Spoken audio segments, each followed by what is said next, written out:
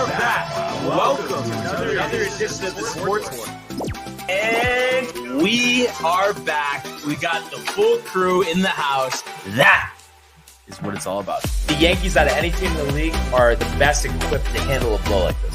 I think there is a higher power at play here. He's due law of averages. That dude is the ultimate scrub. It's trash. Yeah. Every person you have in there is fucking trash. Next game, you're going to see a big performance. You can see it in the end of the game, and I'm just totally stoked and excited for this.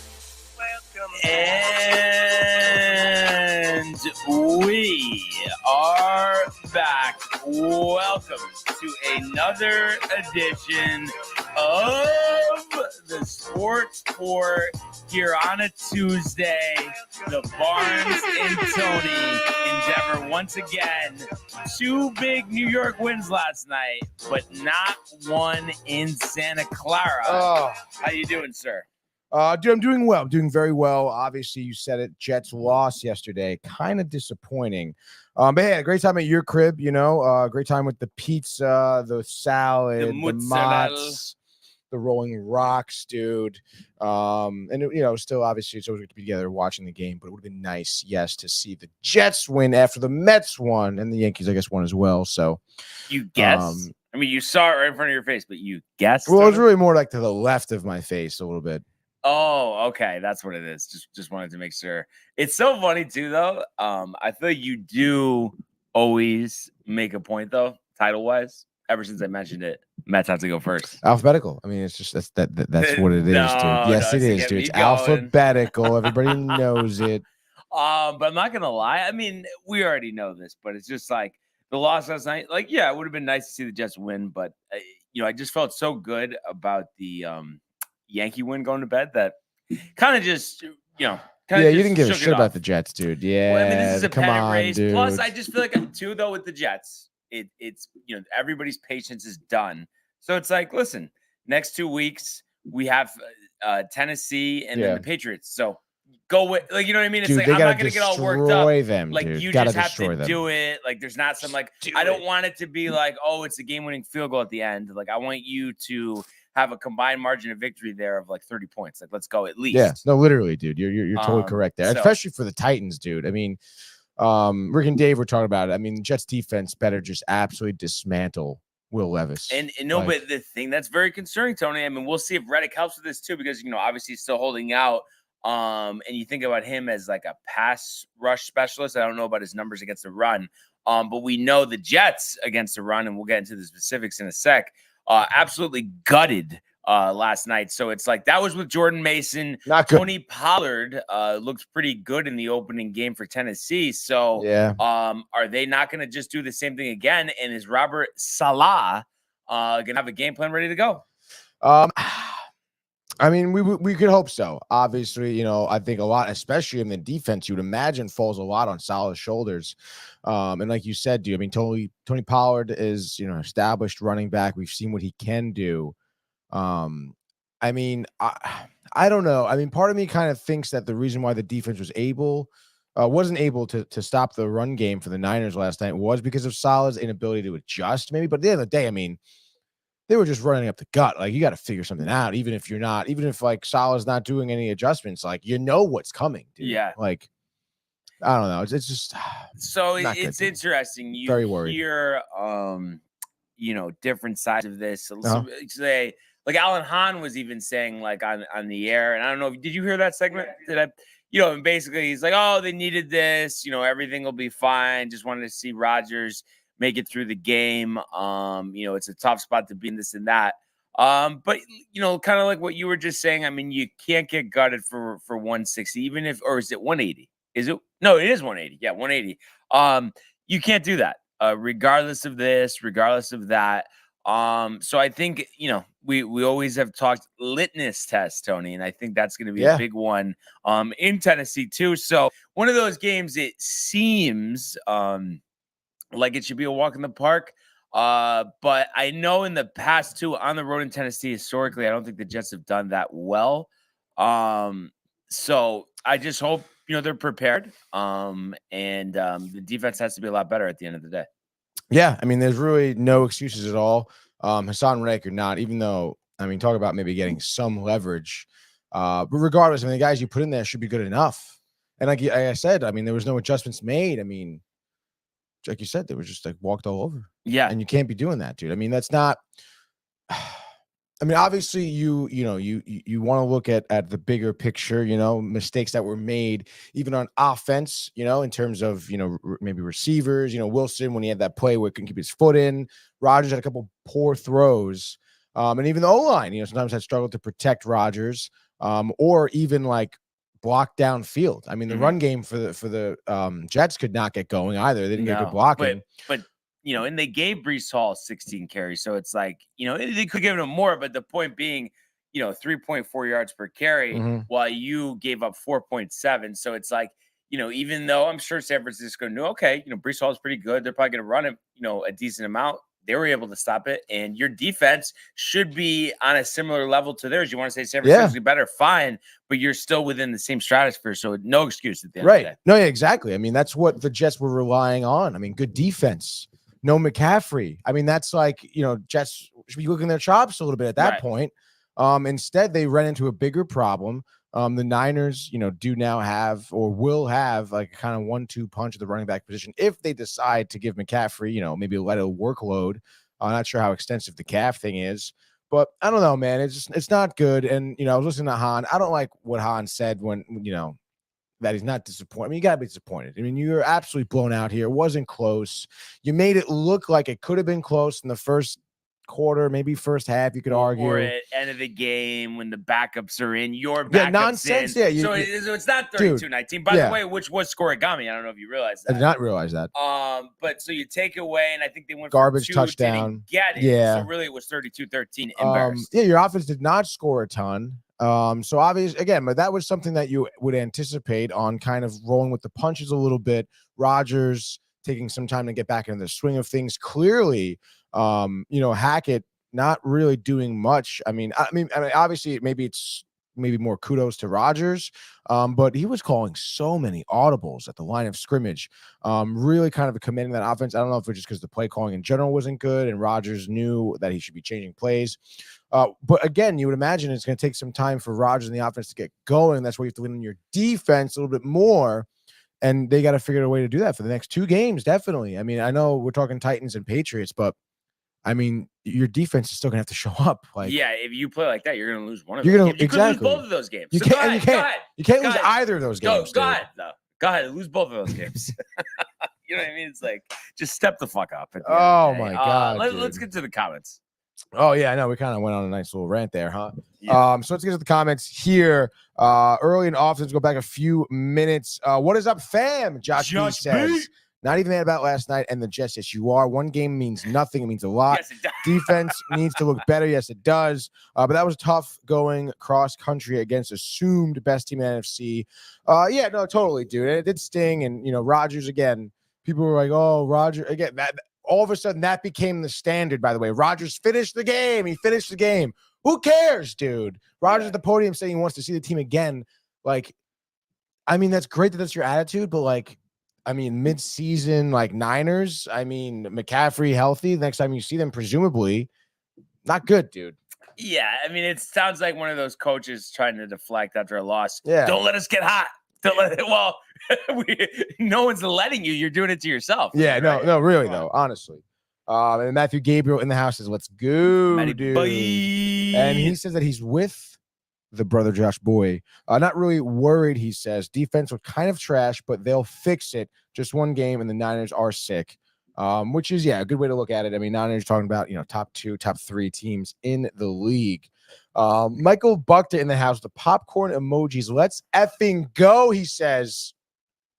Big debate tonight.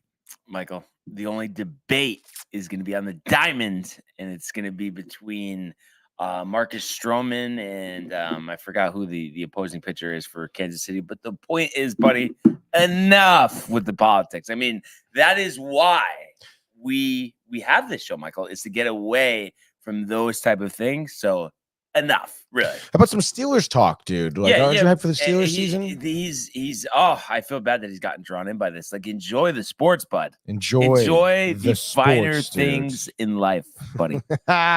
Josh B says, what up to Matty G? Matthew Ryan, speaking of the finer things, Jets are in trouble. Those were Zach Wilson numbers. You're not pumped for the Yankees? That? Are you even a Yankee fan, though, Matthew? Honestly, you can't say one thing, and those are Zach Wilson numbers. Honestly, I don't even know if Zach Wilson can pass for that many yards, but in all seriousness, I think that San Francisco dominated time of possession, I think, over 10 minutes more with not the good. ball. And sure, you want to look at those numbers, but Rodgers not great. He seemed great, but you saw him make some great throws, the one pick, a deflection. So it's just one of those things. You have 15 more minutes or 17 more minutes. 17-20. It's just one of those things where, like I said, against Tennessee, you have to be buttoned up. So let's see it, and let's not have Tyrod coming in the last 2 minutes to mop the floors here. Yeah, that's honestly despicable. I get it. Yeah. Rodgers can serve him, but I mean, we'll see. Again, I think it starts with this defense, dude. Like you said, time and possession. I mean, how many times did the Niners convert on third down? Like every time, right? Like, come on, dude. Michael Buckta, it's going to be. I'm going to be losing it during the debate. Matthew Gabriel, though, in here, big W for the Yanks. More importantly, honestly, dude. Importantly, Matthew. I don't know about most importantly, dude. Very so. Matthew Ryan, the sky is falling, I think, for him and the Jets already. He says this is bad. But no this Yankee enthusiasm. And he's talking about the Mets, though. I mean, I feel like his head's not screwed on straight.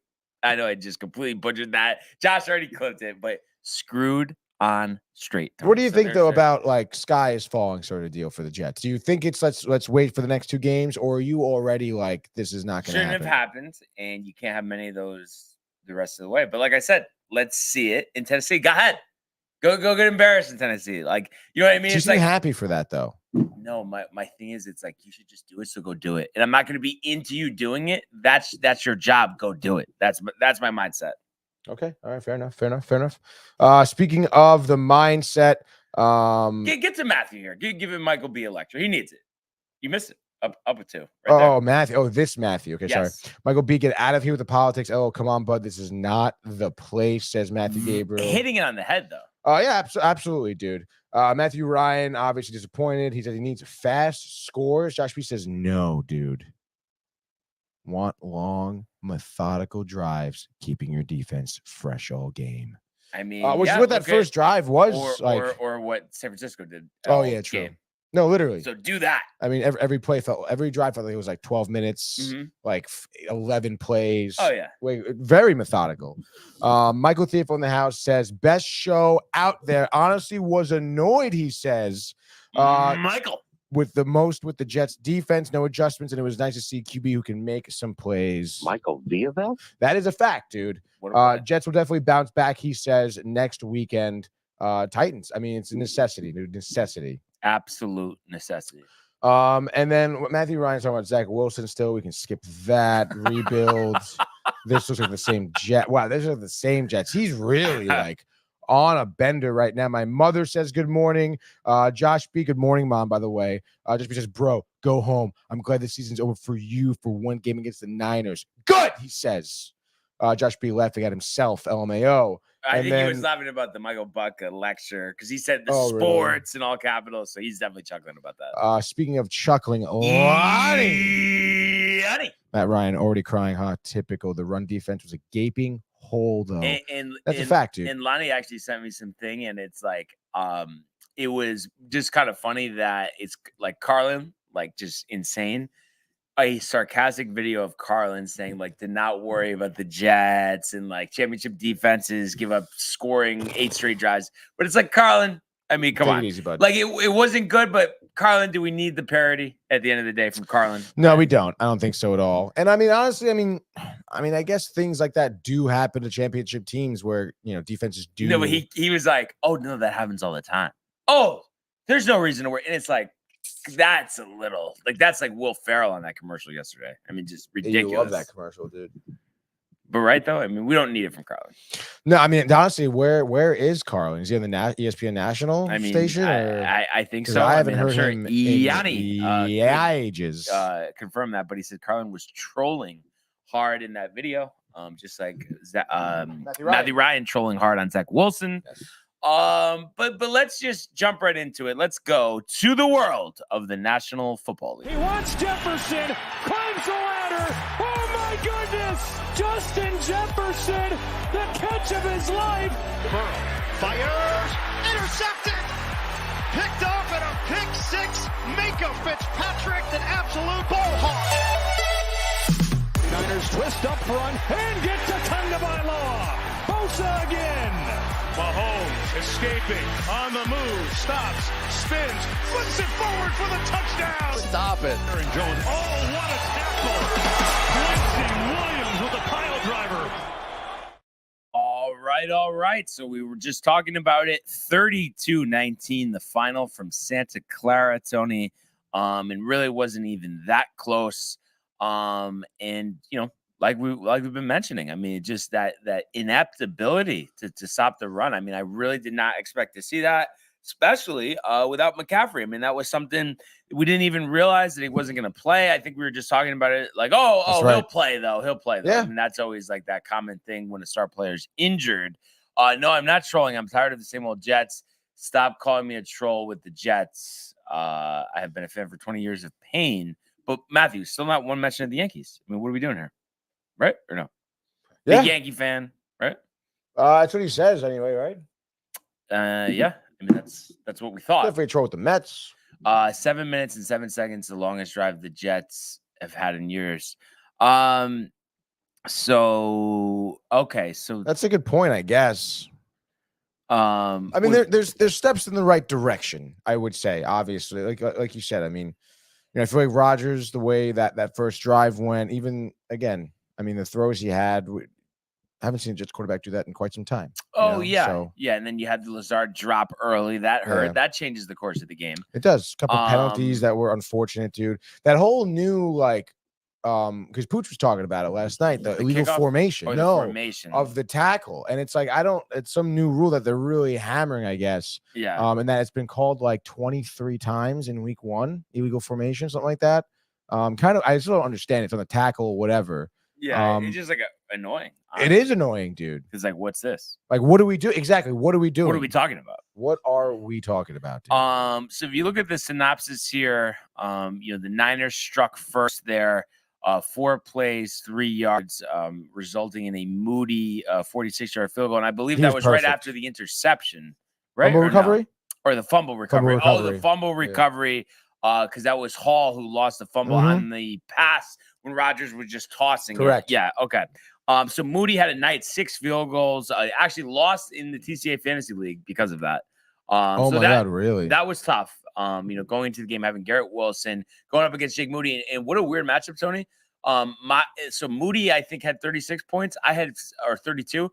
I had Minnesota who had 35 points, but somehow I lost because Garrett Wilson didn't have a great game. Yep. And we mentioned the 70 yards, 7-minute drive. Breece Hall capping off, so that gave the Jets a 7-3 lead there. In the first quarter, Moody closed it to 7-6 after a 9-play, 37-yard drive. Deebo Samuel had a 2-yard rushing touchdown to make it 13-7, and then Moody right before the half made it 16-7.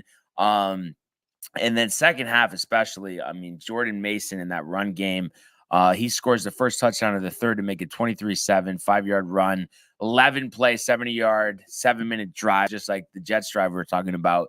Moody makes another field goal, a 53-yarder, to make it 26-7. But the Jets do get a 36-yard touchdown pass to Allen Lazard. So Lazard back in the mix after a terrible first season with the Jets. So that made it 26-13. They don't get the 2-point conversion. Moody adds 2 more field goals in the fourth quarter, 23 and 42 yards to make it 32-13. Obviously out of hand at that point. Rodgers doesn't even come out for the final drive. But Tyrod looks pretty good. 70 yards, but only 3 minutes, 55 seconds. 3-yard pass to Lazard. So Lazard's second touchdown of the game, 32-19. That's the final. So yeah, good to see Lazard, making an impact. And, I think the interception and the fumble definitely killed the Jets, but also Jordan Mason getting 147 on 28 carries when you didn't even know he was going to be the starting running back. You think about McCaffrey, best in the league. He's rolled out, and then it seems like they don't lose a beat. Just doesn't leave you with a good feeling at the end of the day. No, not at all, dude. And now let's put yourself in Salah's shoes, dude. If you're in that locker room, you're addressing your defense. What are you saying to them about this loss? And then like, what are you saying to be like, I think you go back to your inner Hard Knocks and say, let's do a better fucking job. Let's fucking, and just every other word is the F-bomb, I think. Right? Just like Ulbrich. No, literally though. Yeah. Cause I mean, like, it has to change, right? It has right to change now. And I don't know, Tony. I'm just saying, like, do I think we win the next 2 games? Yes, but specifically next week. I think, you know, if I had to go an over-under on rushing yards for Tony Pollard, I'd probably take the over 100, honestly. Oh. I mean, the way this run defense looked like, and you know, I think the Reddick situation is a little embarrassing. This is a do or die season for the Jets, and I don't think, you know, having him maybe would have made a difference here. You know, because I think everyone else played so bad, but nevertheless, I mean, I think you got to just give the guy the money. Like, are we really gonna? I mean, what are we doing? Or do you think they're doing it the right way? I mean, what do you think here? I mean, I gotta say, dude, I think they were doing it the right way, but like again, I mean, the way that defense was looking, I mean, you need any guy you can get, and he is a good edge rusher, I suppose, which I guess wasn't really necessarily a huge problem for you, is rushing around the edges.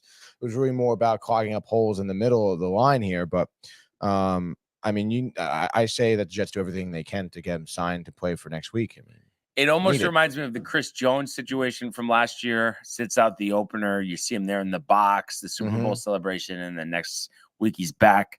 So you'd think same thing here, that he's playing in Tennessee this week. Oh yeah, definitely. Snap count. And he's also, I mean, he's losing what, $800,000 per game that he's not something playing? like that. Yeah. So like, I mean, he's not going to start leaving that like more money on the table. And again, I would imagine now Jets a little bit more inclined to get this done. Yeah. So maybe they come to an agreement here. You know, we'll see. But like I said, it's definitely a must win already. Yeah. Against the Titans, because I mean, you look at the Jets schedule. I think they said overall, for the season, it's like the 4th easiest. Really, did you hear him say that last night? No, I did not hear them say that. But you look at it, so you know, Titans, Pats, Broncos. So I mean, nice. I mean, those are 3 games that you feel like you should win. You think Zach Wilson starting? Just cause? No. Really? And then Vikings, Bills, Steelers. I think those all create, you know, a test. But then Patriots, Texans, Cardinals. So 2 out of 3, pretty good there. Obviously, the Texans, we expect a lot of good things for. Colts, Seahawks, Dolphins, Jags, Rams, Bills, Dolphins. So I don't know. I don't know if it's that easy looking at that schedule, Tony. I mean, I guess not. There's some easy opponents, but there's some tough opponents. No, there certainly are. I mean, naturally, and we'll see where these teams are at mid-season. You never know, like what Minnesota could be looking like with Darnold. You expect Denver to be bad. You know, next 4 games are winnable, very, very winnable in your favor. Buffalo is going to be tough, obviously. Pittsburgh definitely a little tough later in the year, week 7. Again, I mean, you know, New England right there again. So you imagine you beat them. Houston will be tough. Arizona tough. Indianapolis week 11. You never know. You know, these matchups that look like there could be manageable games could end up looking like, oh man, like this is going to be really tough. Because who knows what the Colts look like week 11? I mean, Anthony Richardson could be a dime, you know? Right. And obviously, you'd imagine Houston week 9, you know, in midseason, like Stroud's going to be doing really well. And honestly, Arizona definitely surprised me week 1 here. So, right. And the Minnesota game's in London, so you never know how that's going to go. Oh, is it really? Yeah. Yeah. On week 5 for the Minnesota? Mm-hmm. Really? Yeah. So, it's going to get interesting. And you just obviously at the end of the day, you know, don't want it to get late early, right, Tony? I guess not. Oh, I think we have Horseshoe that Sunday too. Of the London game? Yeah, the London game. That's all right, I guess. Yeah. But listen, it's on to Tennessee. Get the job done. Oh yeah, man. And it's a shame too, the Minnesota game, we're losing a home game. Yeah, I guess so, right?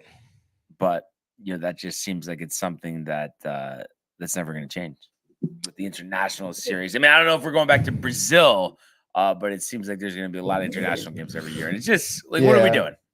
I mean, I don't know. We done it enough? We have done it enough. The NFL's not big enough. Like, it needs to expand more. How much bigger can it get? I don't understand why it has to be international. But that's what I'm saying, because they think like, oh, we need to really, you know, grow our international presence. But like, isn't the presence pretty strong? Yeah, and like on top of it, like who cares? Like, Yeah. keep it. It's American football. It's national. It's the National Football League. It's national. American, It's Tony. American, Brian. So yeah, just like that though. Week 1 in the books. Week 2, gonna get underway. You hyped? Between the Bills and the Dolphins Thursday night. Al Michaels and Kirk Herbstreit, making their season debuts. Obviously, NBC with the rights to the opener. And I haven't really heard anything else come out, in regards to Josh Allen. But hopefully he's okay, because otherwise, then that's not going to be a fun game to watch. No, not at all, dude. But I would think he's fine, right? But then again, I would think McCaffrey's going to play, right? I would think the Jets should have a shot in Santa Clara. Yeah, I would think the Jets should blow out the Titans. Hopefully, we're not going back to that one. I just say he's cleared, by the way, to play against the Dolphins. Okay. But yeah, I think though, those games, if you think about, and that one is in Miami. But I think those games over the last couple of years, have all been pretty compelling between the Dolphins and the Bills. Oh my God, the best teams in the division. Yeah, no, literally, dude. So I'm excited for that game. If I guess early prediction, you got Bills. Early prediction, no, I have the Dolphins. Okay, interesting. I'll take Bills. Really? Yeah. Josh Allen looking sharp. Tua 338, game-winning field goal. Fuck us on the cover. You think so? I think it's just as likely, Tony, as that happens again, as me putting some respect on the Mets name, according to Kev Dew. Well, he said it, dude, with a big "let's go, baby." He says, "We want the smoke. How about those Mets?" Yankee fans, especially Barnes, put some respect on their name. Listen. Don't count the chickens before they hatch, buddy. You've been around long enough to know that.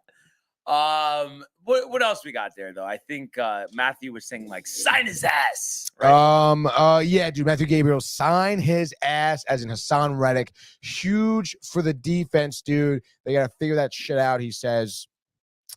And then Michael Theophil in the house says they had zero pressure on the Salah sucks, dude. Look at Anthony Terrell up here. Says, let's go Mets, let's dude. Go Yankees. Jets will. That's not what he said. Jets will bounce back for sure. Everyone else can kick rocks, dude. And Ronnie says this coming from a guy who grew up a Giants fan. What a shame. It is what it is, dude. And then what else we got? People change shit, dude. Matthew Ryan, we need culture change. This is the same old Jets territory. And then he says that if we have any chance to win, we need Reddick badly, dude, which I agree. He says 20 years of the same shit, obviously getting to him, dude. And then Matthew Gabriel, Kev, are you for real, brah? Yeah, like, come on. What are we talking about here?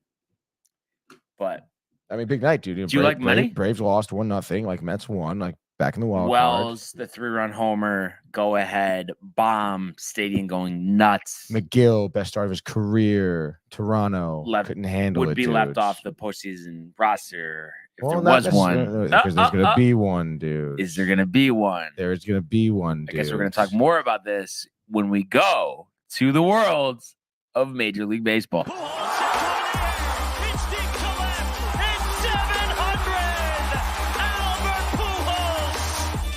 What a play! Stop it! Yep. And Alonso cracks one of the Mets win the ball game! Out of sight! And it works at 100 miles an hour. 14 strikeout. Throw deep to left field. There it goes! See ya! All right. 10-4 hike. So the Yankees, I know that didn't make any sense, Tony. I understand, but it was a 10-4. Maybe I should have said Roger, not Aaron. But the Yankees do win 10-4 at Yankee Stadium yesterday. In a game where they battled back, which you love to see.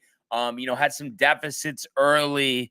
2 errors in the first inning to give the Royals their first run of the game. But I think overall, when you look at this, and we'll go into the exact summary, I think Carlos Rodon did a good job limiting the damage. Obviously the unearned run in the first, so you take that away. It's 6 innings, it's 6 hits, it's 3 earned runs, 1 walk, and 9 strikeouts. So he's now, struck out 20 batters his last 2 starts. That's a good sign. And he did allow 2 home runs, but of the solo variety, and he's done a good job of that. I think they said on the broadcast last night, it's like 21 of 28 home runs allowed are solo. So obviously that limits the damage, but those 9 strikeouts, I mean, obviously you want strikeouts in the postseason. Oh yeah. I think this is a good sign, because I think, he's looked pretty good recently. The bullpen, ever since, you told Holmes to go into timeout here, they've done a good job. You had Jake Cousins work around a walk to strike out 2 in the scoreless 7th. Luke Weaver worked around a hit and a walk to pitch a scoreless 8th. And that was big at that time because it still was a 7-4 game. Me and Matt were texting back and forth. Who's going to come in for the save? Do they push Weaver another inning? Do they go to Canely? But because the Yankees tack on some more runs, Ian Hamilton makes his first appearance since I think it was June 16th. And he pitches a scoreless inning. 1, 2, 3, gets a strikeout. So that's a guy who's going to be a weapon. And those guys who pitched last night, Cousins, Weaver, Hamilton, they're going to be 3 of your biggest weapons down the stretch. So you love to see that out of your bullpen. And I think Rodon gave you what you needed. When we look at the scoring summary here, we had, Rizzo unable to dig one out at first. And a Gleyber mishap, so it made it 1-0 Kansas City. Tommy Pham coming around to score. Sal Perez, a hanging breaking ball, dude, that was no one on, made it 2-0. So obviously you were there, Tony. You saw me at that moment, was kind of like just antsy, like let's go. This is so annoying. But fortunately. And by the way, too, we didn't even talk about this from the jump. Great to see Jason Dominguez back in the Bronx. Yes. LeMahieu, injured list, maybe never plays for the Yankee again. Really? Something about a right hip impingement might be a phantom injury. We'll see him again. We'll take it. But Jason Dominguez, after getting a single, and then moves over to second, steals third, but it was ball 4. Sal Perez, throws one, third baseman not covering. That allows Dominguez to score, so 2-1. And then Alex Verdugo, a huge 2-out home run. First homer since I think they said August 24th, something like that. Made it 3-2 Yankees. So Verdugo, signs of life recently, obviously seems a little too late. Nevertheless, we'll take it. So that was a 3-2 Yankee, lead. But then Sal Perez, this was the Gleyber kerfuffle here. Sal Perez, one that kind of in between Gleyber and Soto. Gleyber just doesn't catch it. A ball that should be caught doesn't, with 2 outs. Bobby Witt too fast scores. So that ties the game at 3. Hunter Renfroe, another hanging breaking ball for Rodon. Lucky that no one was on base for that one as well. So that made it 4-3 Royals. But then an Aaron Judge single scores Gleyber Torres. Tony, we were talking about when we were watching this. Tommy Pham, lackadaisical, allows Gleyber to easily score. I'm sure the Royals didn't love to see that, but that made it 4-4. He's a bum. And then the big blow, Austin Wells. I think his OPS is over 9. The big blow. He, has been mainly their cleanup hitter. A huge homer to right center, scoring Soto and Judge. So 404 feet. Made it 7-4. And then the Yankees tack on in the 8th. 3 more runs here. A Gleyber single. Judge grounds into a double play, but good enough to score Verdugo. And then Austin Wells narrowly misses an opposite field home run, which would have been a second of the game, but it scores pinch runner Anthony Volpe. 10-4. Yankees win. Orioles lose.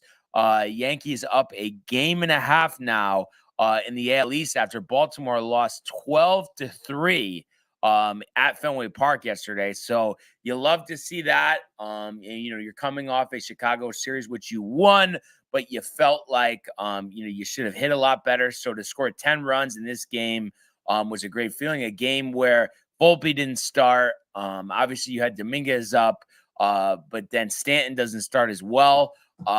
So I just, you feel good. It seems like the offense is going, and the offense is going despite Aaron Judge not homering in a season-high 13 games, and Soto seeming to be a little inconsistent recently. Average was over 300 most of the year. Now it's, down to 292. But you're up a game and a half here. And you just want to keep moving forward, and you hope that Marcus Stroman can give you another 6 solid innings like Rodon did last night. Yeah, which I don't know. I feel like last time Stroman was out, he got into some trouble, right? I believe so. Which seems like he has more recently than not. But overall, ERA hovering, Tony, around 4. Okay, that's good. But he's had some good starts this year. Seth Lugo on the going against tonight. Lugo, so kind of 2 pitchers that aren't really strikeout guys. Former Mets. Former Mets. I think Lugo too, if you look at it, last month or so, tapering after a really strong season. So opportunity there. And like I said, you want to just get some distance out of Stroman, and you want to see your offense go again, and there's no reason to think that won't be the case. Yeah, dude. And, we're talking about, Stroman's last start, you're looking at it. 3 2/3 against Texas, 5 earned runs, 9 hits. That was just one of those starts where he doesn't have it. 18 hits the last 2 starts, but did only give up 2 runs against St. Louis. Yeah. That's his MO, again, he's the contact pitcher. So a lot of batters find ways to get on base, but that's, Stroman ended up, inducing ground balls or ground outs or whatever. So, you would expect a bounce back start from him. That I want to say against the Rangers, his last start, probably his worst start of the year, which all things considered, isn't that bad at all, especially for someone like him. Wait, how is it too late? You blowing it? No, I'm just confused about these comments. Oh, the comments? Yeah, we have some comments. Too late. Dude. What's too late? Oh, because I said that Verdugo. Well, I just more meant that I've seen him, be bad for so long, and now Dominguez is up. So it's like with Dominguez up, obviously, your best lineup. I think especially, come playoff time, Tony. Verdugo's gonna be on the bench, no? Yeah, right. Because you want Stanton in there, so where else are you gonna play him? Oh my God, Kev Dew needs to just relax. Up here, let's see, where is it? Barnes acts like the Yankees are playing so much better than the Mets. Barnes crack is a hell of a drug. I think it's Kev. We're about to clinch a playoff berth and have a really good shot to win the division. Mets, despite a really good stretch recently, are still fighting tooth and nails. That's the difference right there. They've done a good job recently. There's time left. We know the month of September typically isn't kind of the Mets. Can they reverse course? We'll see. But I think it's just the difference there. There's a lot to be done still for the Mets, but obviously they've put themselves in a good position the last couple of weeks. They certainly have, Brian. Game up now on the Braves with the loss last night. Yeah. Alexis Diaz getting the save against the Braves last night. How about that? Yeah, it really has had a piss poor season. Yeah, honestly, pretty bad. Yeah. Pitching against the Mets too, not good. Yeah, that's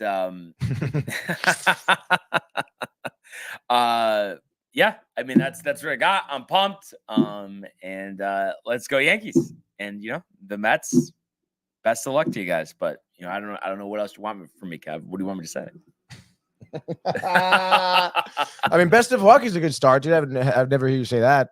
Well, best of luck meaning like just kind of get out of my face, like let's go Yankees, and whatever happens with the Mets happens with the Mets. I'm not going to lose sleep over it like Matthew Ryan. No, I guess not. Well, I feel like if extenuating circumstances, if it was like Subway Series, World Series, Mets win, then I feel like you maybe lose some sleep. Talk about a big if. Huge if. Impossible if. No, it's not impossible, dude. Well, dude, if you look at the statistics, it's not impossible. But I can see the tough road for the Yankees to get there, dude. I can see the tough road for the Mets because it's not even guaranteed they're gonna be there, Tony. There's no guarantee either team to be in the World Series. There isn't, but that's what makes sports so fun, right? Yeah, I guess so. It's so much more fun than politics, Michael Bucca. Is he back in here? No, but I'm sure he probably heard that. I think we scared him away, maybe. Oh, yeah. He's probably watching like CNN or Fox or something. Yeah. I think he's a big Rachel Maddow fan, I think. Not good. Come on. Anyway, the Mets nonsense. What do we got? It's not nonsense at all, dude. Yeah, it was actually a huge 3-2 win here last night. Yeah, that's right, dude. Let me get the lower third up here for you so you know. Bang, dude. Mets 3, Blue Jays 2 last night in Toronto. Brian admiring how great the city of Toronto and the Rogers Center is last night. The roof open. It was raining at first. Roof was closed. They opened it up. The sun, the wah, the wee. Was pretty cool. But interesting storylines leading up to this game. I previewed it yesterday. Paul Blackburn was slated to get the start here, which you're very nervous for because he is not good. But I guess Mendoza last minute, and who knows what this was. Maybe it wasn't even. But he did say Blackburn had some back spasms, tightened up on him, couldn't make the start. All of a sudden, McGill comes up. And honestly, like Blackburn for McGill, excuse me, is kind of like an even swap almost. In my opinion, but obviously McGill came in here, proved himself to what was a rocky start to the game. Honestly, dude, those are good numbers, by the way. Those are phenomenal numbers. And there's like, a comment that we have to get to, but see, there was a silver lining here, Tony. I was gonna say after you go through the synopsis of the game, because I am just gonna go to the bathroom real quick. Oh, it's a win-win for Brian. Oh, okay. So anyway, Yankees. McGill comes in here, kind of, at the drop of the hat. And like I said, rough first inning for him. I believe he got the first 2 batters going down on strikes. But after that, I think a single and then 2 walks, all of a sudden bases loaded, 2 outs, into a little bit of trouble. And is it Alexander Kirk? Yeah, it is Alexander Kirk, the fucking guy, the catcher. Grounds out right to him, gets the play to first. Alonso gets out of the inning, but you're thinking, oh my God, dude, like first inning, give a couple of hits, the walks, dude. Bases loaded, jams. Like McGill can't handle this for the entire start. But he settles down like an absolute pro. Brian mentioned his final line, 6 innings, only 1 hit given up in that first inning. No earned runs, obviously the 2 walks, 9 Ks. I believe he retires his next 16 batters. After that, pretty efficient, 288 pitches, just not go out there for the 7th. Because I guess Mendoza had planned on bringing in Danny Young, but we'll get to that in a second. In terms of the scoring synopsis, top of the 4th here, pretty interesting. Ryan Yarbrough in there for the Blue Jays.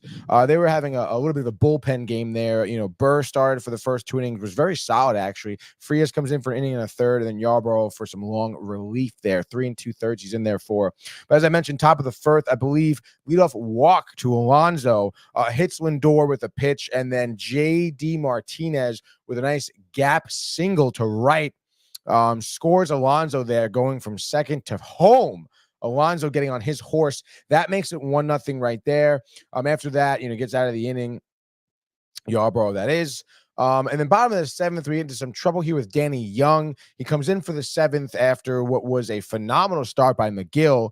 Jimenez gets hit by a pitch, which ends up scoring Schneider. I think there was a couple walks and a hit that was given up by Young, and then he only got 1 out there. Mendoza recognizes that, pulls him, bring in Buteau. Buteau does give up a sac fly, earned run to Young though, because obviously it was a runner on because of Young's lack of good pitching, obviously. But Buteau gets out of it. Love to see that. Dude gets a strikeout as well to end the inning. And then Stanek comes in as well for the 8th. We'll get to that in a second. But top of the 8th, we do get some runs scored, which is pretty solid. And it really is because of Nance, dude. This pitcher here. Oh, sorry. Jim Nance, dude. Nance? Dude? Nance? Who's Tommy Nance, dude. Matthew Ryan is anti-Nance. So yes. The polar opposite of Michael Buck. Which is kind of ridiculous. But nonetheless, the 33-year-old journeyman from California here on the Blue Jays came over from Miami. Nonetheless, had nothing going for him in the 8th. And I'm going to show you and tell you why. Leadoff walk to Winker. Alvarez reaches on an infield single. I forget who the shortstop was, I think, who grabbed the ball, but just terrible throw to first base. Alvarez ends up going to second, actually. Taylor safe at third. And then just like that, dude, walks Lindor after that. So bases juice, nobody out. Nance, wild pitch, dude. And then after that wild pitch, a passed ball. So two runs score because of the lack of communication here from Nance and Servin, who I think pitch ran for Kirk. So he was catching this inning. that pass ball was despicable. The wild pitch was not his fault. It was like a curveball that bounced probably, I don't know, 8 feet in front of home plate. Was ungettable, but 2 runs. Hey, we'll take it. 3-2 just like that. Innings over. Stanek, I mentioned, 3 up, 3 down in the 8th. Diaz comes up in the 9th, strikes out Schneider. Servin flies out. Clement, by the way, reaches an infield single. This is where you get a little scary here. It was such a weird single 2 kind of bounced off. Oh, it was a little weird. It was. Bounced off the pitcher's mound. Iglesias fields it, but no time to make a throw because of that weird bounce. I remember you were explaining that when we were watching the game. Dude. Yeah. I mean, you were definitely sweating a little bit here because obviously, like, game-winning runner at the plate here. Jimenez flies out deep, Brian, deep to right field. Track. It was Marte back, caught on the track. Game over. Let's freaking go. Diaz brothers, the saves. I think that was Diaz's 16th save of the year, I believe. I mentioned, his brother helping out against the Braves. They win 1-0, just like that. Even now, you're a game up on the Braves. Let's freaking go, baby. I mean, you're back in the saddle right now. Timmy Trumpet's next homestand? Absolutely, dude. I mean, Diaz looking good again. He's hammering that fastball. Hundo, like let's fucking go, dude. Like I'm first time hyped ever. up. What do you got? Laptop died. Died? But, I mean, where's the charger, dude? Left it at home by accident.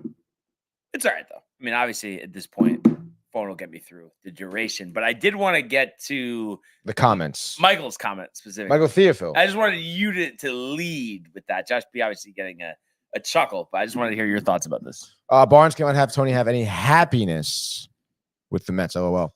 I mean, I don't know. I feel like that's kind of accurate. But I thought, come on, you can't be talking. There's no workaround here. But I thought when we've talked about this before, that you said that you understood that I've had, however I feel specifically about the Mets, that I've always felt like that. And it's like, just because now, I have a couple good friends that are Mets fans, that I'm going to change the way I feel about it. Like, obviously, why would I do that? Then I wouldn't be being myself. I mean, I guess not, but I mean, you still feel that way though. Right. Like but I'm saying that way, but I'm saying, so do we want me to pretend? Like, I don't understand. No, I wouldn't ask you to pretend, I guess. I mean, I think Michael's just making an observation, But you know what I mean? Like, I just feel like that's the problem with society. People cave to these things like, oh, I'm going to feel bad. It's not the right thing to do, instead of saying how you actually feel. Yeah, no, I guess so. I guess you're right. But I mean, again, time will tell. Maybe you'll change your mind. I mean, one way or the other. We could secure that.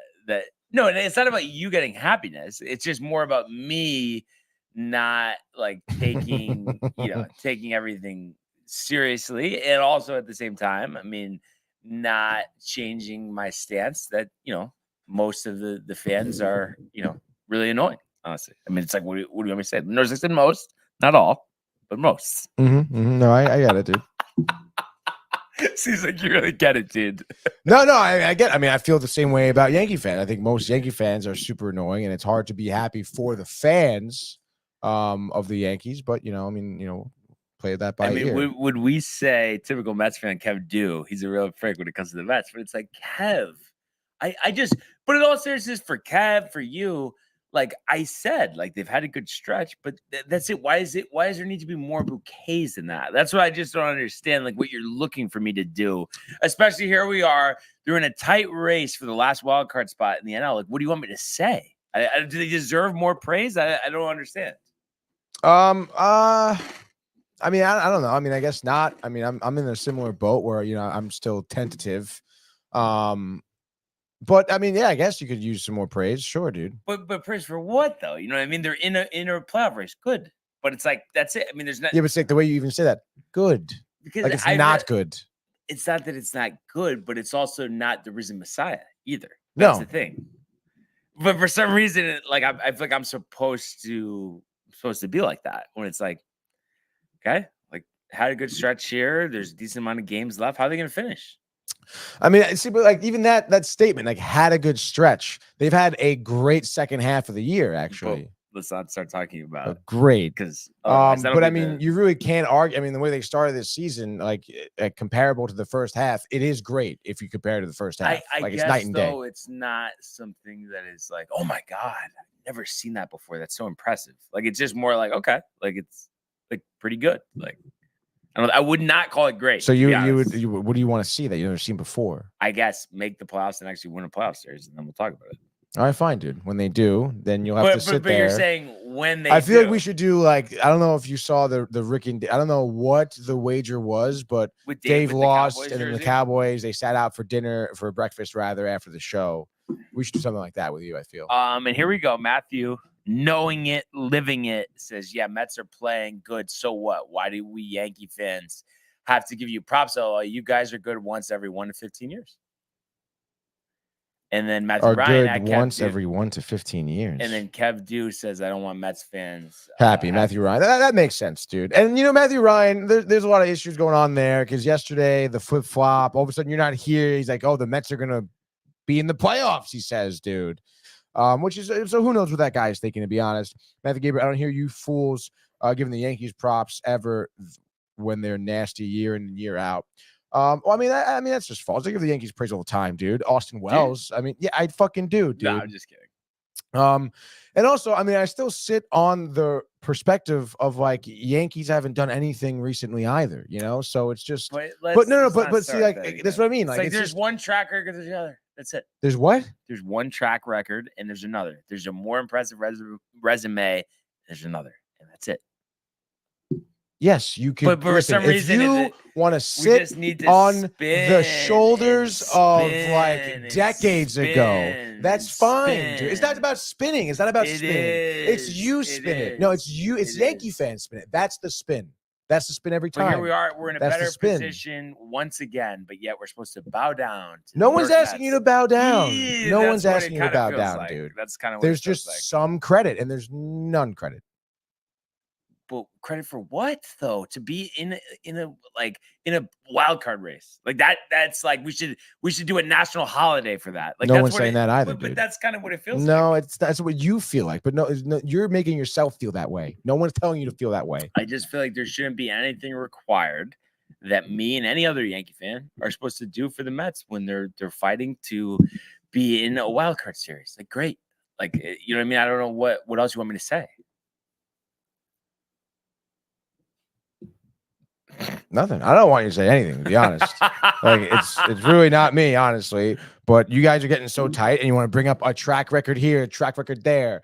Like I don't care if you're the greatest baseball player ever to play 100 years ago, dude. Like, give me a break. Like you guys haven't won a World Series recently. You haven't been in the World Series in a while. Like just like the Mets, it's the same deal. No, but it is though. But it is, dude. But that is the problem that the Mets fan cannot handle. Of course, history, not even close. And you could try to break it down into the last 15 years, but yet again, the Mets are barely ever in the playoffs. So what do you want us to do?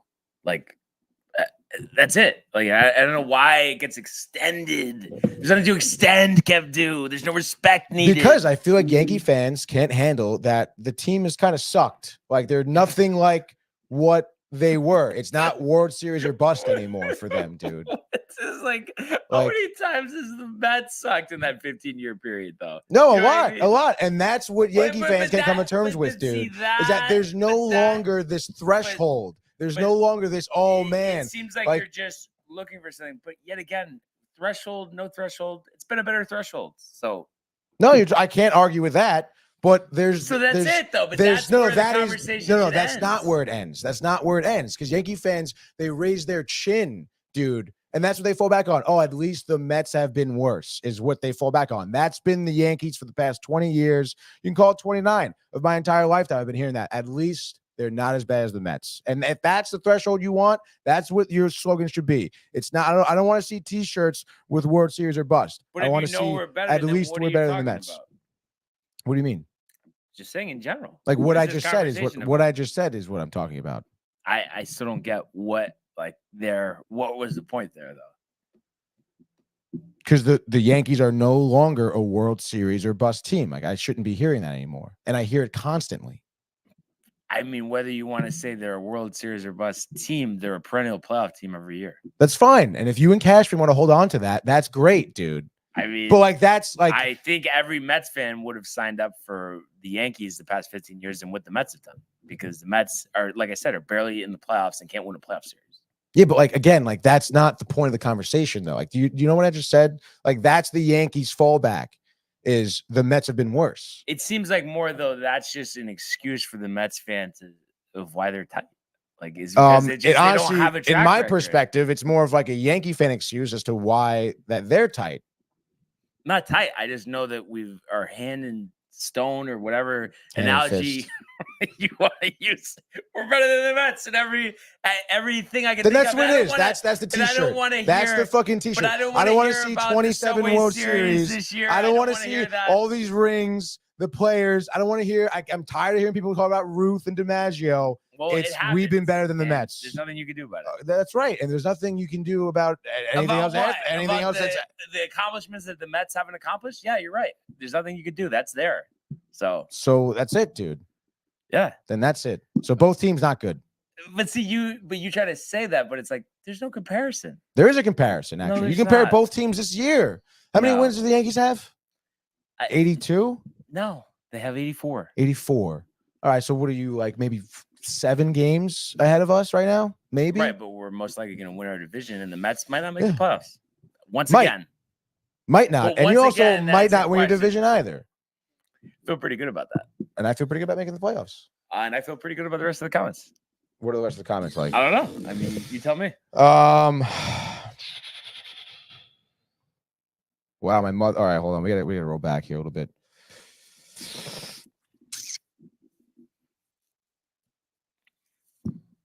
Oh man. All right, so let's go. Here we go. Lonnie. The fact that the Mets are 14 games above 500 now is actually pretty sick after that horrendous start. Hope the usual collapse does not happen. Matthew Gabriel, yeah, no World Series since 09. Yeah. But I mean, again, like you only want to talk about the good stuff and not the bad stuff. Like that's fine. But then our bad will always be better than the Mets bad. But see, what kind of like statement is that?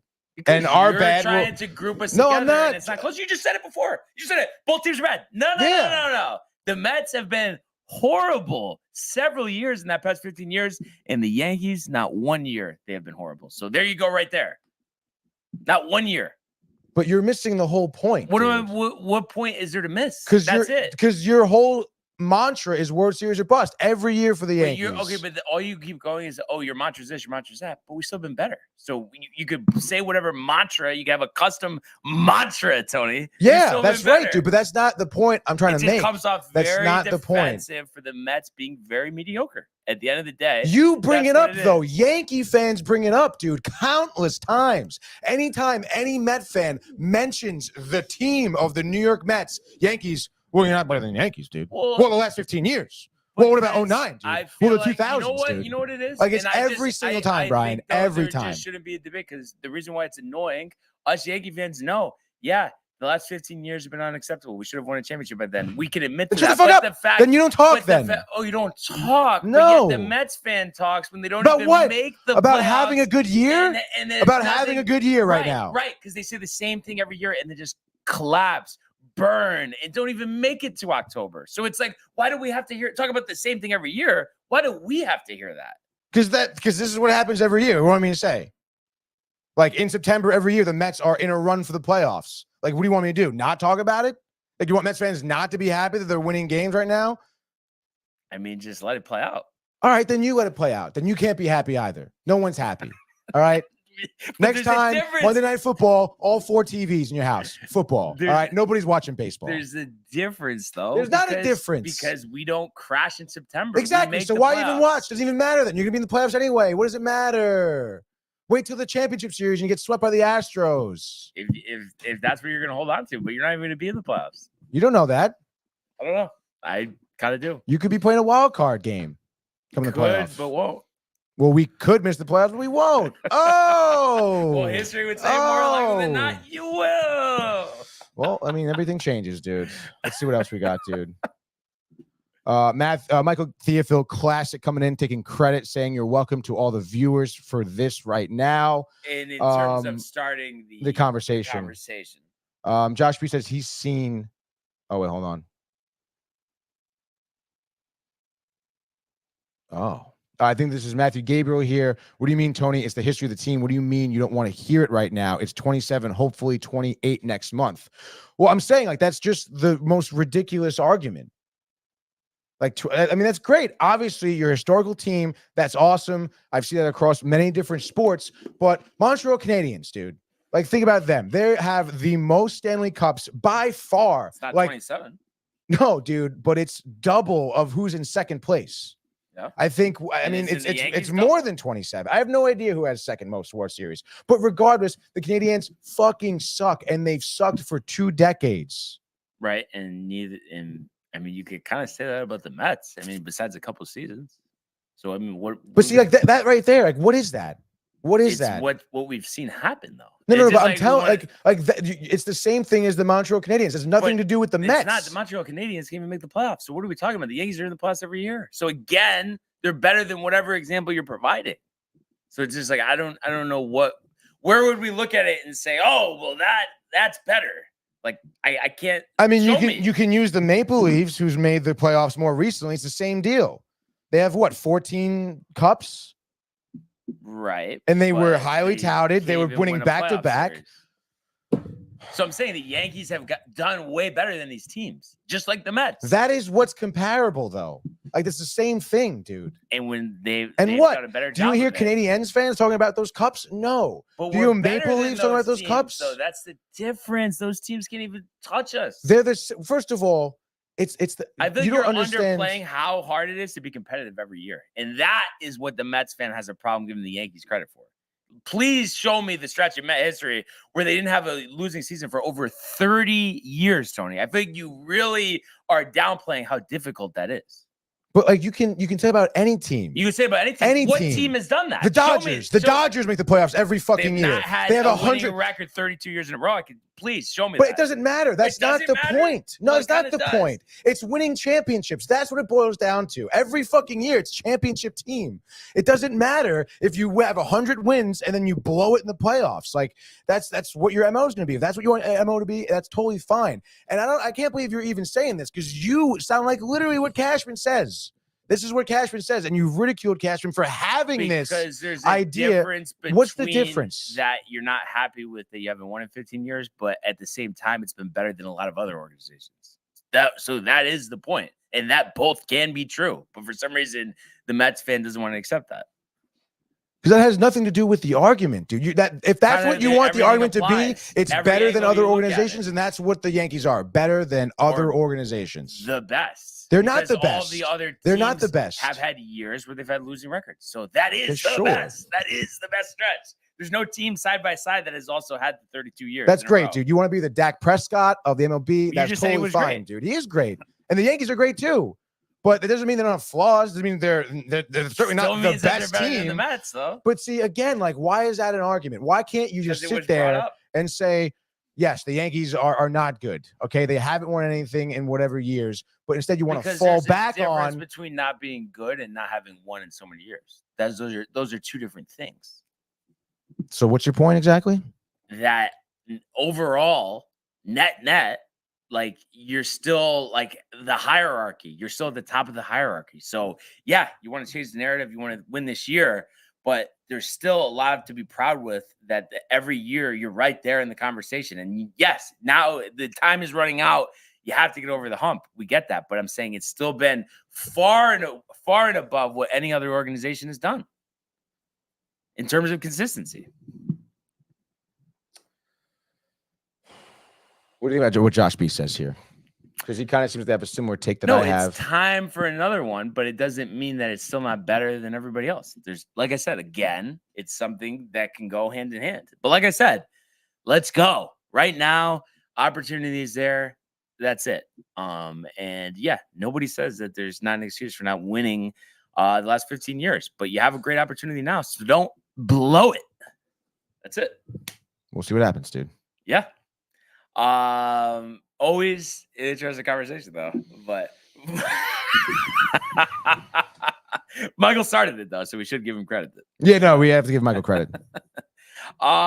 So before we get to the frenzy, what's on top? I know I said on top, but I meant on tap for the Mets today. So obviously, big game 2. You have David Peterson on the mound returning, thankfully. I guess Blackburn, they're not going to do anything about it. They're just going to have him next time around the rotation. Peterson, obviously, best pitcher for the Mets this season, having a great year, 91.275 record. We can go over that as much as you want. That's great record. Peterson has had a great stretch as a starter this year for the limited starts he's had. But I was going to more say it's a reunion start here with Chris Bassett. It is a Chris Bassett reunion start here. Again, interesting, to see Chris Bassett, I guess, pitch against the Mets. Wouldn't be his first time back, I suppose, seeing the Mets. But nonetheless, I mean, his year, vastly different than Peterson, a 4.3 ERA, 9.13. And, it's interesting to see, I guess, how long Bassett, I mean, at this point, I mean, you kind of want to hopefully just be patient with him, let his pitch count ramp up, get to the bullpen early, because what did Blue Jays use, like 5 bullpen guys yesterday in the bullpen start? They're obviously leaning on Bassett to get some innings. Last time out, 5 1/3, 3 earned runs, 10 hits against Philly. Did okay against Boston, LA, but again, you'd imagine against a good hitting team like the Mets right now, they should be able to pop him off, I would imagine, dude.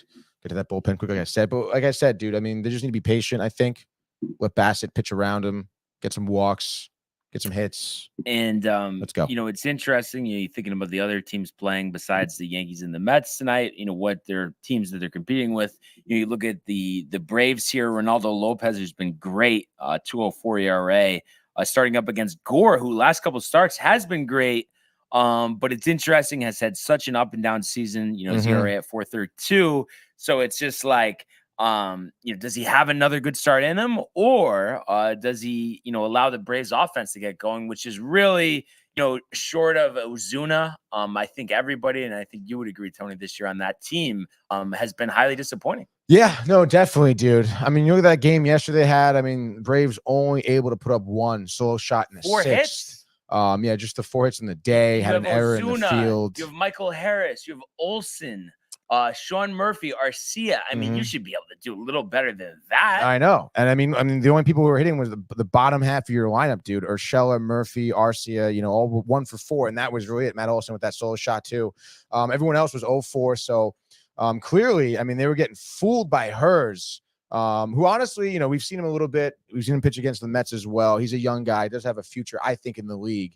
And to face some of these batters, get 8 strikeouts through 5 innings, I would say pretty good for Hers. Which is why I think, Gore, I don't know, dude. I feel like he's so inconsistent. He could have a good start, could have a bad start. I mean, again, we've seen him have good starts where I think I want to say, did he start against the Yankees? Yeah. 6 innings, 2 earned runs, 6 Ks against the Yankees, a 5-2 win. I mean, that's something he's going to have to put up against the Braves if they want to win here, which I guess is possible. But I guess we'll see. I mean, the last 3 starts, dominant. It looks like he did start actually against the Braves back in mid-August. 6 innings, 1 earned run, 4 Ks. So I guess we'll see what happens. I would say in my experience with Mackenzie Gore pitching against the Mets, it is very hard for him to replicate 2 good starts against the same team. Yeah, and you would think, those bugaboo with the walks would rear its ugly head again. And I know, last 3 starts, only 2 walks, but 8 the previous 2 starts. So it's just, what are you going to get there? The other, team playing that's in competition with the Yankees here is going to be the Orioles, and obviously getting shellacked at Fenway Park last night. Albert Suarez versus Cutter Crawford tonight. And, Crawford went through a tough stretch. So last 2 starts has pitched well. Suarez, you're looking at his numbers this year, 3.49, good. But last time out got roughed up by the White Sox, which is interesting. But before that, he had 5 straight starts where he went at least 5 innings and gave up 2 runs or less.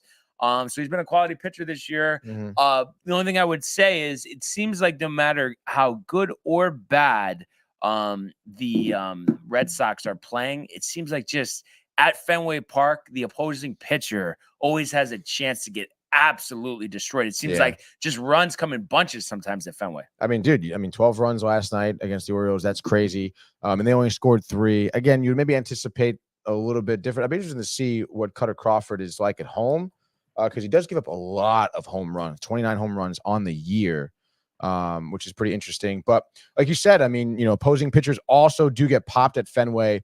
I guess we'll see what happens. I know the Orioles have a couple injuries. But just looking here at Crawford's home or away splits, of course, it's not really loading. Home or away. Yeah, I guess a little bit better at home. Obviously, only 10 home runs at home. ERA is the same though, home and away. It's actually, yeah, all right. So about the same. Not much difference there. But I guess we'll see what happens if the Orioles can find some offense here, dude. Yeah, been a very, very weird year for them. That's for sure. So yeah, I think it'll be another great night of baseball on the diamond, and I think it's a great time for a full-on abbreviated baseball frenzy. That is right, Brian. A big Tuesday, September 10th. We're in the double digits now in September, and a lot of meaningful baseball to happen. We said it before, 7:07 p.m., Mets, Blue Jays, Rogers Center. The roof is open here in beautiful Toronto, Canada. Game 2 of this series, Blue Jays, Bassett, Peterson, former teammates now turned enemies, dude. I mentioned Peterson, the pitching matchup to what to do for the lineup here of the Mets. Patience. I don't want to see a lot of swing and misses. They'll go chasing. Lindor, Alonso, JD, even Marte, all have showed a lot of patience here. Iglesias obviously getting the start here with the injury to McNeil, which I love. A great double plays here that I know Peterson could induce a lot with that sinker. Iglesias at second base, great chemistry with Francisco Lindor.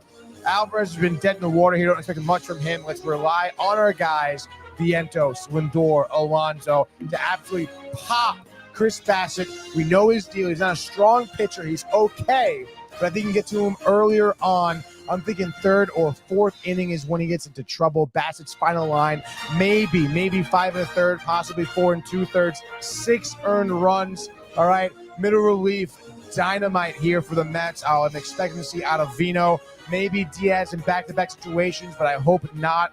I say Mets close out this game over under 7.5. I say Mets can score 6, give up 2, and that is your final score. Mets win to the tune of 8-2, taking the under, Brian. Game 2 from the stadium tonight, 7:05. Marcus Stroman, Seth Lugo. Lugo's had a great year, 15 wins, ERA just over 3, but in August, had a 4.91 earned run average. 1 start so far in September, 7 innings or 1-run ball against Cleveland. But I think a different opportunity here against the Yankees, against the Yankee team that had 10 runs last night. I think another strong performance tonight. Maybe not 10, but I think they get 6 runs. Stroman pitches 6 innings, only gives up 2 earned runs, and the Yankees win 6-4. So it's the Yankees, and it's the over. Watch out for that Lugo, man. You never know, dude. Next game, I think, T-Mobile Park, I like that. Rangers, Diamondbacks. Matchups are tough, dude. Wow, Yamamoto versus Imanaga, dude. What a matchup there. Cubs at Dodgers here. Last game of the night, 10:10 p.m. Dodgers -160. Over under is 7.5. Both pitchers here. Imanaga obviously boasting the 12-3 record, but the ERAs remain the same. 2.99 for Imanaga, 2.92 for Yamamoto, dude. Obviously, Imanaga pitching a lot more than Yamamoto here, and I'm gonna give him the nod. I think Shota Imanaga here, full game shutout, 9 innings, 12 Ks. Maybe giving up 2 hits, no earned runs, obviously, and a walk. And I think he's going to be riding the coattails of the Cubs here to a 1-0 win here against the Dodgers. And why not? Suzuki with the solo shot there. Let's freaking go. Cubs and the under, Brian. Second straight night, a beatdown in Boston. The Birds go down again. I'm going to say Cutter Crawford, after recent starts of doing well, has another strong start. I think 7 innings, 2 earned runs, strikes out 9. Albert Suarez chased after 3 1/3. Rafael Devers, 3 homers over the monster. And the Red Sox win this game 10-4. So it's the Red Sox, and it's the over. What'd you say? 10-4 hike? 10-4 hike? Last game here for me. Let's bet with the heart, not the mind. Let's go with the Nationals. All right, dude. They're beating the Braves tonight. Nationals are going to win some games here before they get swept by the Mets in a little bit. Mackenzie Gore, you know the deal. Any concern with Gore? Inconsistencies. I think this is going to be an outlying time here where you see Gore coming in, back-to-back starts against the Braves here. Dominant. 6 2/3, 2 earned runs. Okay, dude? And I'm going to get Brian's favorite player here, C.J. Abrams, a grand slam, bottom of the 9th. They win 4-2. Nats and the under. Bang! All right, so third game, final game. What do you do when you don't know what to do? You fade the White Sox. 112 losses this season. Unbelievable. Jonathan Cannon getting the start here at home against Ben Lively. Lively 11-9, 407. Cannon 3-9, 4.53. And you look at the season series here. Somehow these teams have only faced each other one time, which is kind of ridiculous. But the Guardians did win 5-3 last night. I think they win 8-1 tonight. So give me the Guardians and give me the over. And just like that, that is your baseball frenzy. Josh B saying that Imanaga line would hurt Barnes and his fantasy matchup against Kev. Yeah, I mean, it would.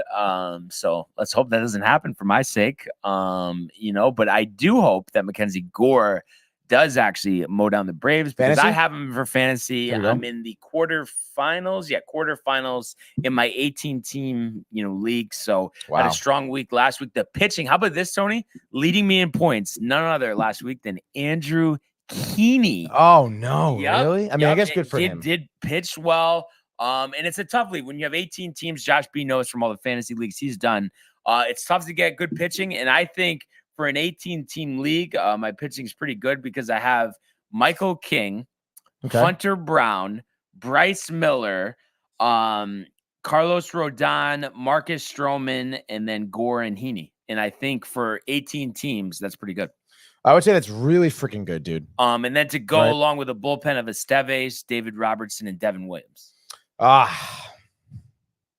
guess Devin Williams is all right. You like Devin Williams. And Esteves ERA is 2. Phenomenal. Devin Williams might be the best closer in is he the still? Whole league. He's still top 3. Yeah, really? He's been lights out since he came back from the injury list. Why the hesitancy there? You're just tight about the back injury? I was actually, yes, I was tight about the back injury. I was also kind of setting my lineup for baseball here. Not paying attention. No, I was like, when you do those quasi multitasking, pay attention things. Oh, what are you trying to say? I'm not good at that. No, you're best at it.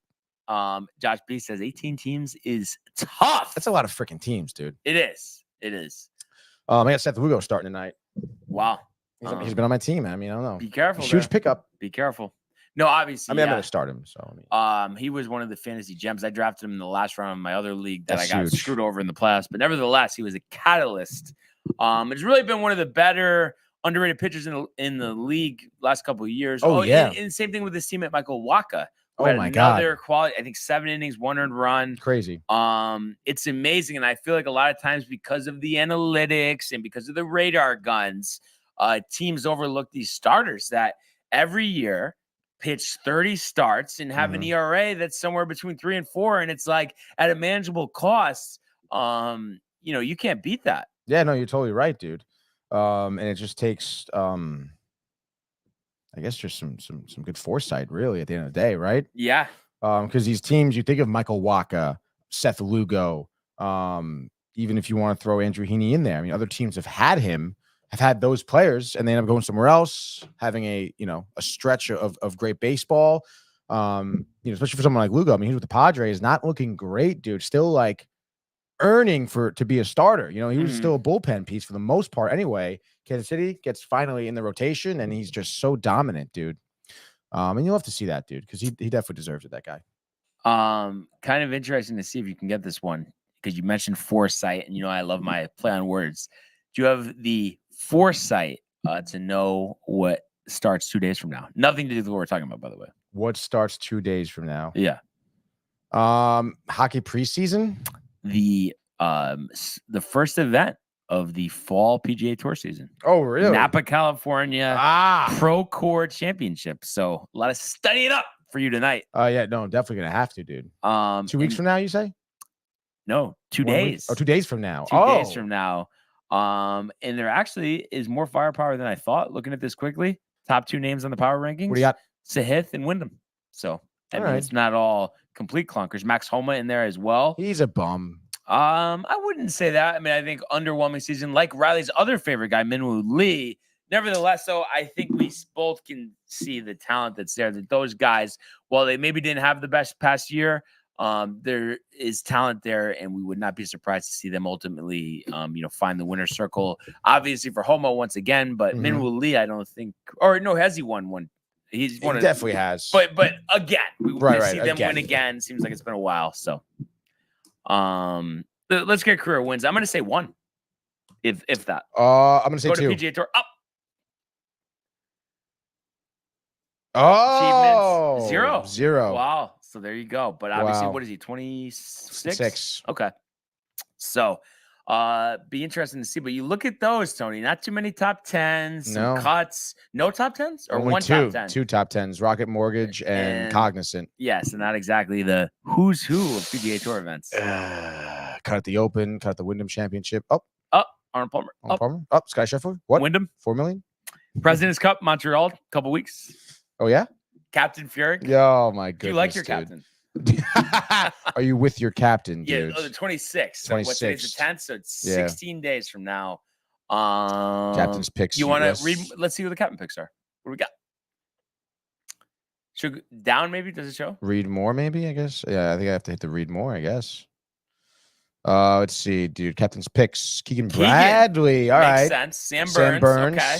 Tony Finau. Brian Harmon. Harmon, yep. Russell Henley. Okay. Max Homa, your guy. Okay. Not bad. Captain's picks. Do we have the international captain? Yeah, let's go back to international here. Oh, I think right there.